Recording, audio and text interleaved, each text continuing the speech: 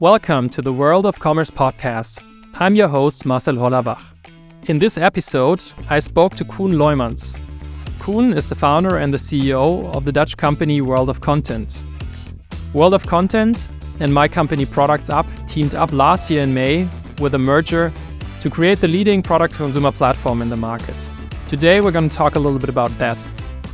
We also spoke about the challenges of syndicating product data from brands to retailers. We spoke about the GDSN data pool, and we spoke about how AI can solve getting your products to market quicker. Also, I learned how the World of Content logo ended up on the lap of one of Koen's employees. All of that you find in this episode. So let's go. At a certain point he told me like, okay, I'm gonna take a World of Content tattoo, but I don't have the money to basically get it. So if you pay for it, then... So I said, but I thought it was kind of a joke, you know, on Friday afternoon drinks. He sent me a message to transfer a certain amount of money for the tattoo, and I paid it. And I thought, he's never gonna do it, you know, it will be some kind of fake tattoo. But in Monday morning he came to the office and right away showed basically the tattoo. Yeah, it is on his leg. So yeah, it was a hard thing to tell him that the company was acquired and we would change branding basically. We're here with a new episode of World of Commerce. I'm here with Koen Looijmans. Hi, Koen. Hey, good morning. Hey. What I like to ask all my guests is basically, what's an item that you recently purchased that you really love? I didn't purchase much lately. Basically, main things I purchased were stuff for my son. One thing I actually like is I recently bought a dinosaur egg. Not a real one, I cannot afford that one, but no, dinosaur egg, and if you basically open it, it provides some kind of light on the ceiling through the entire room. My son really likes it, so it's actually quite a small gift, but yeah, he has a lot of fun, and with that, me as well. Nice. Yeah. Did you buy it online or in store? Online, yeah. Amazon in this case, yeah. Nice. Yeah, to be honest, I still need to get used to obviously I'm from the Netherlands and I like in many aspects bol.com because I get used to it. Yeah. But I'm more and more purchasing on Amazon. Yeah. Oftentimes you can be lucky if you get what you purchase. Yeah, no, absolutely. And I have to say, looking at the range of products, it increased dramatically over the last few months and years. Also in the Dutch Amazon marketplace. So yeah, purchase more and more there now. Nice. Yeah, and this one, was great. And if my son is happy and quiet, also some cases also helps. Yeah. Then I am as well. Yeah. So you're actually an expert on product data. You're the founder of World of Content, a company from the Netherlands. How did you come up with it, and why did you take on basically the nitty-gritty hustle of dealing with messy product data every day? Yeah, now actually I started working for Brandbank in it's about 8-9 years ago now. For the listeners who don't know Brandbank, can you quickly explain what it is? Yeah, Brandbank basically helps also as a company between retailers and brands to capture product information and publish that to retailer websites. So for me, that was basically the first introduction into the world of product data.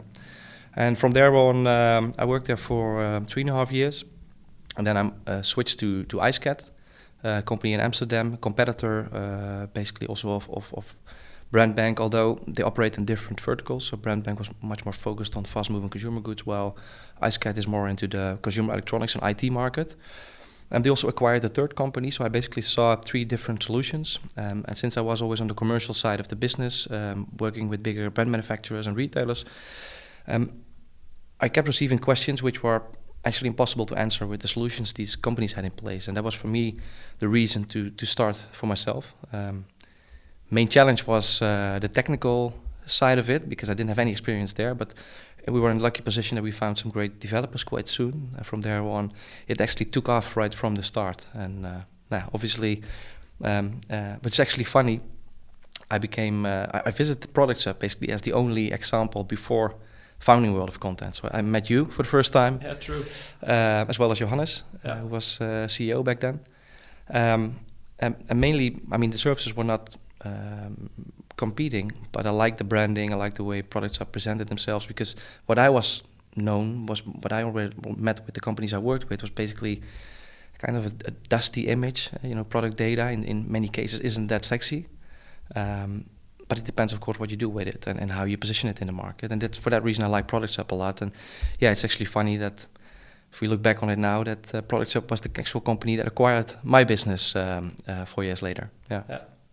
Now you already jumped deep down in the business. Before we get there, you mentioned that at IceCat and Brand Bank, you saw some stuff basically that wasn't working, or your customers couldn't do exactly the things they wanted. Can you give a couple of examples what there was? Sure. I was actually surprised to see, and it was also one of the questions we got more and more from brands basically, is that these big brands, they do a lot of research, like who are the actual consumers, what target audience is a product meant to serve basically.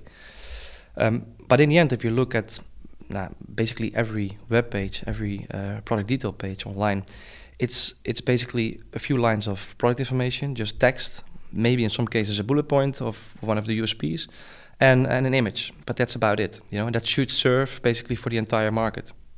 Well, I was under the impression, look at, for instance, ads. I'm sure I get different advertisements than you have based on your behavior profile, etc.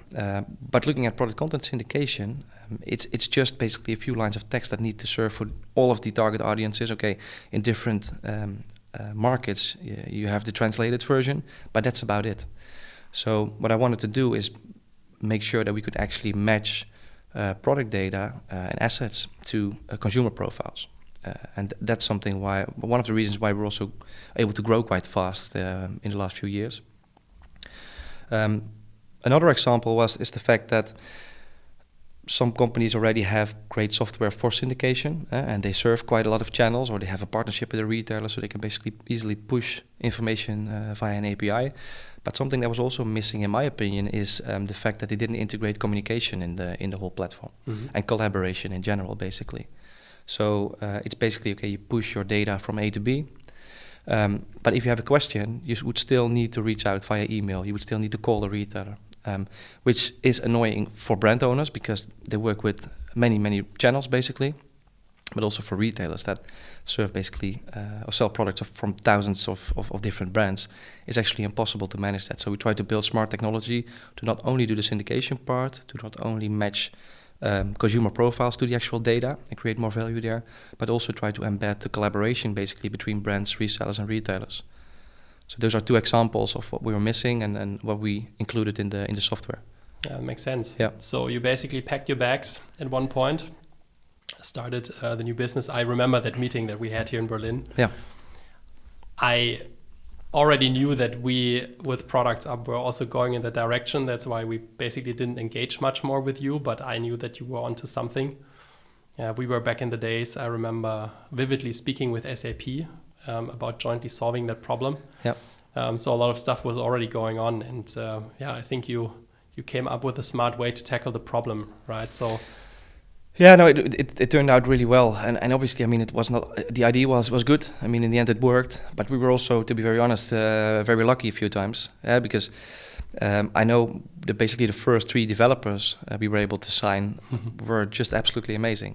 And 2 of them are actually still with the company and make a lot of difference when it comes to technology. And that was basically my weakness, and also the co-founder Stefan's weakness, that we didn't have much knowledge or no knowledge at all, basically, about how to develop a platform. Yep. So we were actually really lucky there. And on the other hand, for us also, COVID, in many cases, wasn't a good time. But looking at the fact that, of course, the spendings within e-commerce increased dramatically, that was also an advantage. So it's a combination of, I think, an idea that worked based on knowledge we gained at previous employers and market knowledge in general, but also combining that with a few times where you have to be a bit lucky in order to grow fast as a startup. I think so, yeah. Luck and timing is a huge component. Was there, speaking of timing, was there a moment basically like in your first year or first 2 years where you realized, okay, we're really onto something? Like a customer that got good feedback, or Yeah, actually, I know that we started officially. I registered the Chamber of Commerce in June, and then I know that we were having conversations with investors a few months after, and we signed 3 smaller contracts basically. But on the other hand, we were working on a pipeline of potential clients that was becoming stronger basically every day. So initially, we already had an existing network that helped, of course. We could reach out to persons we already knew. But still, it was very surprising in some cases to see how multinationals, some of the biggest companies in the world, were interested in a service that we actually, maybe 6 months in advance started to build. Looking back at it, looking at the software, the condition of the software back then, if you would look at it right now, in some cases you would be kind of embarrassed, to be honest. But still, it was an MVP. It appealed to brands. So we were, from the start on, at least we had the impression, okay, we're touching something that actually sparks the interest of brand manufacturers and retailers. Yeah. And get that confirmation every time, is the best thing, of course, you can realize. Or you can hear from the market, because in the end you just pitch an idea and hopefully you get the response you hope for, and that happened basically every time. Yeah. Sure. Yeah, I think oftentimes for you as a founder, it might feel embarrassing what you're offering, but for the customer, you're still solving a very critical problem.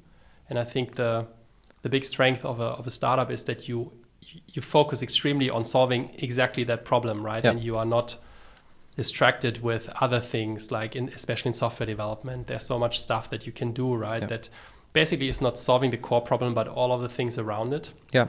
And as a startup, you need to be focused, right? So and the customer sees that. I agree, and we try to make it as easy as possible. I have, excuse me, a good friend of mine. It was my former neighbor, actually. Started the business in healthcare, and basically had very simple guarantees. And I basically copied that in order to, avoid potential hassles that could block basically a deal. So for me, that were basically 2 things. So we guaranteed the brands from day one. If you supply product information, it doesn't really matter whether it's data, video, images, whatsoever, we will make sure it becomes available within our platform within 48 hours. Just to overcome the obstacle, because, I have data in a lot of clients had data in maybe 6, 7, 8 different locations. And the combination of all of the data in the end goes to the market. But just send it over, we make sure it becomes available. And initially there was also manual work involved. Afterwards we were able to build smart import technology, which made it also internally much easier to live up to that promise. But in the end we always made sure that 48 hours importing. So from there on you can actually start already maybe enriching some of the data, but from there on syndicating information. And this is where we had basically the second promise. The second promise was that in any case, we would make sure that the products you worked with us would become visible for consumers in the end. So it would really become live, because that was the second obstacle. Like, if you basically go to any company that is in syndication, you all see the same logos of big brands, retailers online, but it's kind of a black box what really ends up where. Yeah. And this is also something we try to overcome by just giving the guarantee. Basically every single data attribute that you see here, but it's selected for a particular retailer or marketplace, will become visible for the consumer. If not, we will refund the amount of money you have reserved for that retailer. So those 2 guarantees on import and basically the export side helped a lot to convince brands, okay, but what's my risk now? Okay, I maybe spend some time, a few hours of work, but that's about it. Otherwise I get it refunded. And that worked to grow fast, these guarantees. And I think also created trust that we would deliver. Yeah, trust is important. You need it externally, but you also need it internally. Yeah. Speaking of internally, when we got to know your company better, one thing that I vividly remember is that I learned that one of your employees actually has your company logo tattooed to his lap. What's the story behind that? Yeah, I didn't expect that to happen, to be honest. He was still an intern back then. He was graduating from study commercial economics. Nowadays, he's still running the marketing department, which he does an amazing job, Sven. But at a certain point, he told me, like, okay, I'm going to take a World of Content tattoo, but I don't have the money to basically get it. So if you pay for it, then So I said, but I thought it was kind of a joke, on Friday afternoon drinks. But yeah, he sent me a message to transfer a certain amount of money for the tattoo, and I paid it. And I thought, yeah, he's never gonna do it, It will be some kind of fake tattoo. But in Monday morning, he came to the office and right away showed basically the tattoo. Yeah, it is on his leg. So, yeah, it was a hard thing to tell him that the company was acquired and we would change branding basically.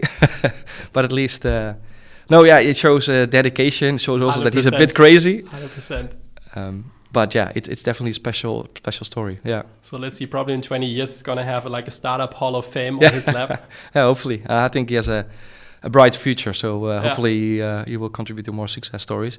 But no, it's really funny, and it shows some of the dedication. But also, I mean, it was actually a nice introduction when we had basically the introduction for all of the Productsup employees. Yeah. This was one of the things that stood out. Made it part of the presentation that he had the tattoo, and I got so many questions afterwards whether it was real, and he showed it to everyone. Yeah, it was crazy, but yeah, very funny. Yeah, you gotta love it. Yeah, absolutely. Yeah, awesome. Now, when in 2017 I had a meeting with someone in Waldorf with SAP, and he told me, look, we've got a couple of customers and they're struggling to get data into the GDSN. I've at that point never heard of GDSN before, and just learned at that point that it's a huge thing, especially in fast-moving consumer goods, right, in brick and mortar retail and so on. I want to dig down a little bit more into what that is, and maybe you can give us a brief intro on what the GDSN is and what problems basically come with it. Yeah, GDSN is the abbreviation for Global Data Synchronization Network.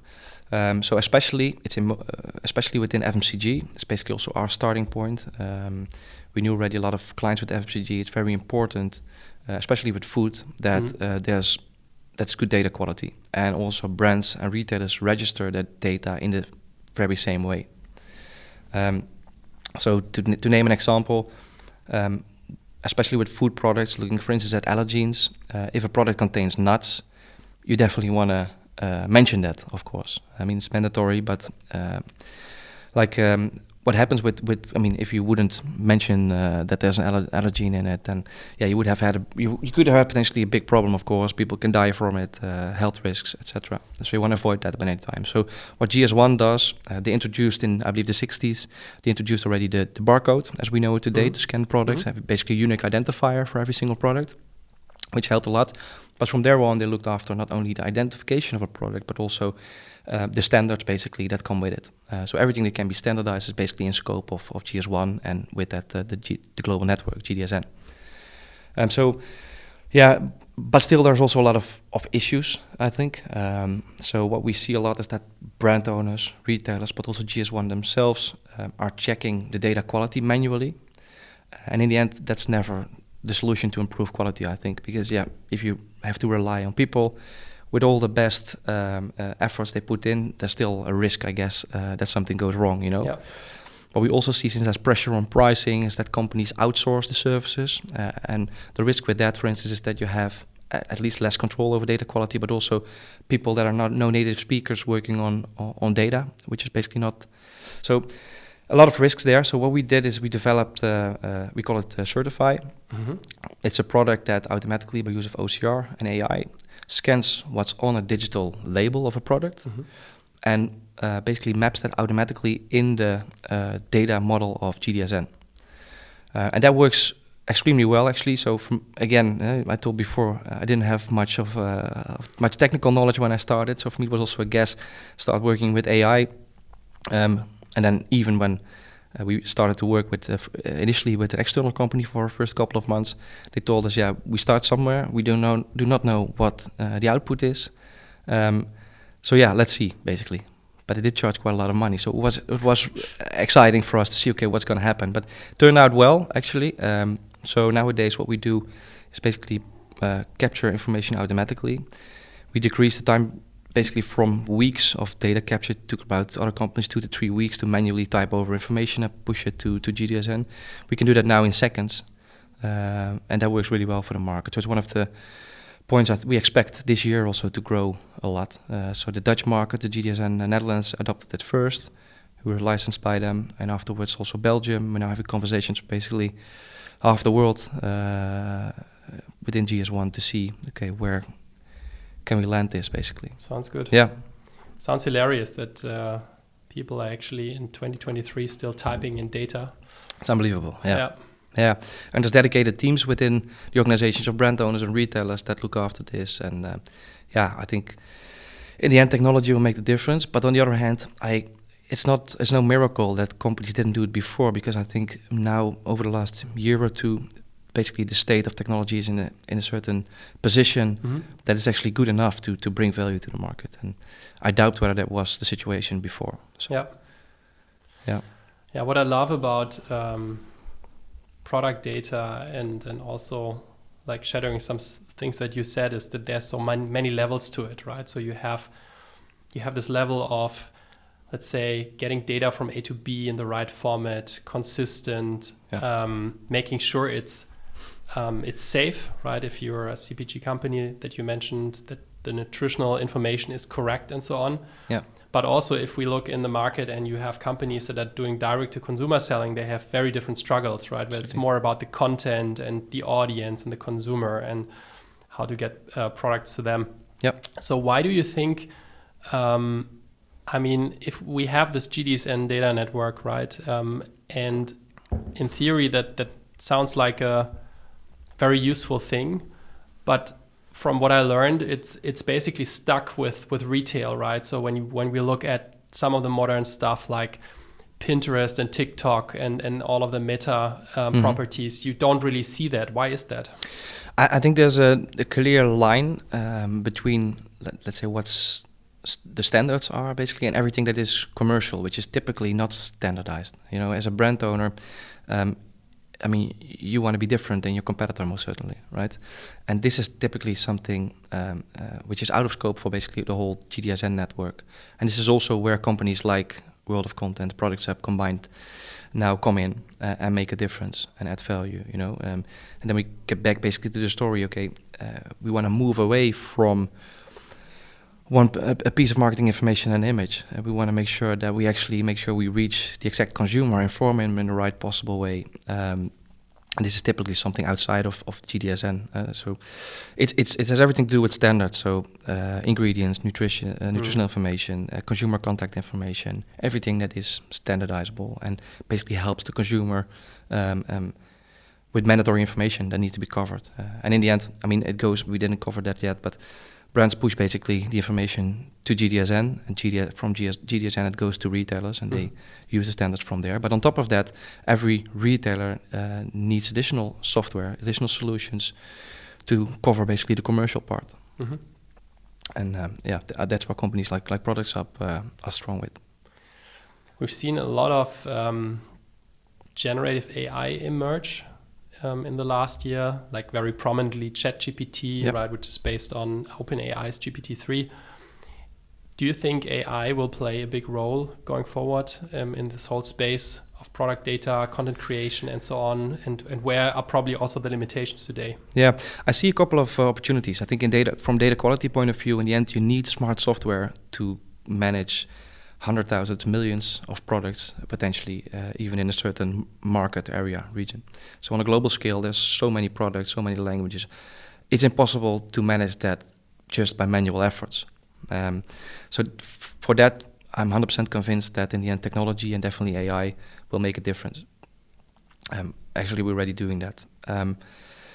In addition, where I also see opportunities is generate product information.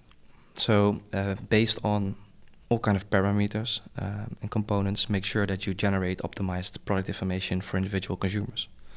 Of course, this requires close collaboration between brands, retailers, to make sure that you actually do that. But this is where I see opportunities.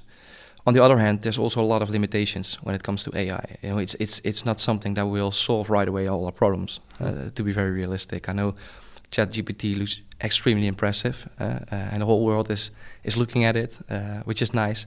And AI, you know, I think in the past, there's also a big part of AI which is just statistics, basically. Sure. And I think looking back in time, maybe 20 years ago, it wasn't really sexy.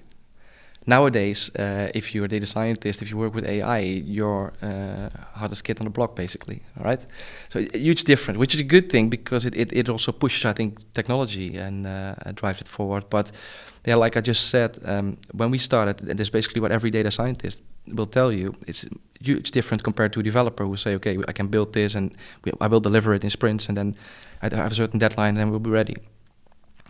And this will be the output, and you get basically what you ask for. With data science and AI, it's completely different. You just start somewhere, and along the way, you try to improve it, but you do not really know the end point or where you will get. And in many cases, I've seen initiatives which were actually quite disappointing in the end because technology wasn't in a state that it really could add value. So it depends a bit on the use case. I think it can definitely make a difference. But there's also a lot of limitations which we need to take into consideration, and hopefully the technology will develop fast enough to provide these solutions. Yeah, it's exciting. It's a lot of stuff going on for sure. Google just this month announced their BART. Yeah. Right. So their competitor to OpenAI and ChatGPT. So let's see what happens. I think AI works pretty good whenever the result doesn't need to be 100% exact.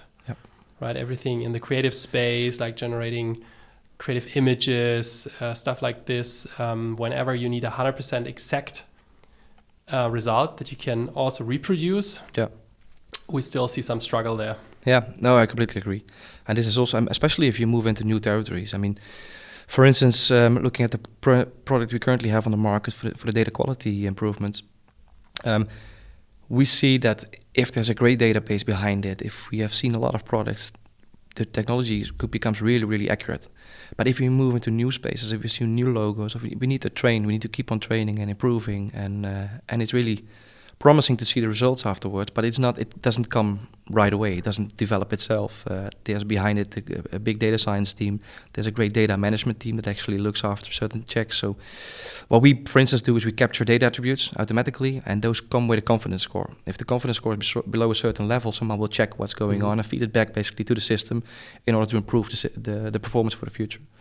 So it's not like everything goes fully automatic. There's a lot of people, smart people behind it that work on that on a daily basis, and still reaching 100% is not realistic. Yeah, absolutely. I think a smart man once said, AI is not going to replace people. No, but it's going to replace the people not working with AI. Yeah, exactly. Yeah, I agree. So it's interesting to see, and it's also, but you have to tell the honest story. I think if you have an AI product. It's not a miracle. There's also limitations. As long as we're aware of that, I think it can really contribute more and more in our daily operations. Yeah. It was super insightful. I asked you in the beginning, what was the last product you bought? Do you have anything on the wish list for the future? Anything on the wish list? Not much actually at the moment. A happy man, I love it. Happy man, yeah, yeah. No, I celebrated my birthday a month ago, and I basically had the same struggle. So everyone was asking, "What present would you like?" I couldn't think of anything, but in the end, I have to say, family and friends were creative. But perfect. Not much on the wish list at the moment, to be honest. Love that. Yeah. Well, thanks, Koen. Thank you. And speak soon. Thanks for having me. Ciao.